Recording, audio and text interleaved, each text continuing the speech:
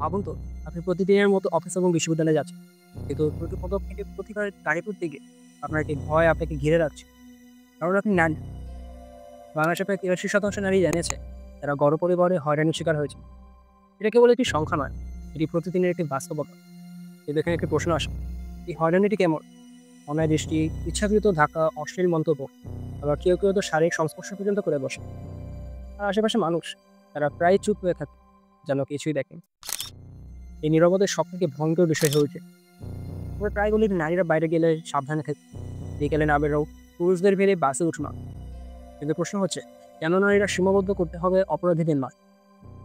যে সমাজে নারী প্রতিদিন হয় বাসে চড়ে, সেখানে সেফটি নয়, বরং সার্ভাইভালই চলে। লোকেশন পাঠিয়ে জানানো হয় পৌঁছে গিয়েছি নিরাপদে। কিন্তু এটি কি সত্যি নিরাপত্তা, না এটা শুধু টিকে থাকা? জাতিসংঘ ব্র্যাকের কি জরিপ অনুযায়ী ৭১% নারী বলেছেন তারা গণপরিবারে মৌখিক হয়রানির শিকার হয়েছেন। ৪২% নারী শারীরিক হয়রানি, এবং দুঃখজনকভাবে মাত্র ১% নারী অভিযোগ করে। কিন্তু এমনটা কেন হয়?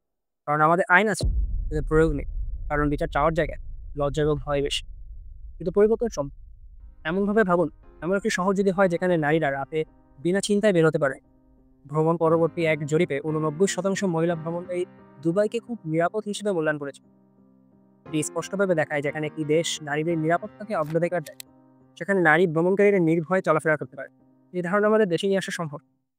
একটা বাস, ট্রাক, রাস্তায় এমন একটা পরিবেশ গড়া যেতে পারে যেখানে প্রত্যেক মানুষ, পুরুষ হোক বা নারী, ভয় নয় আত্মবিশ্বাস নিয়ে বেড়াতে পারে।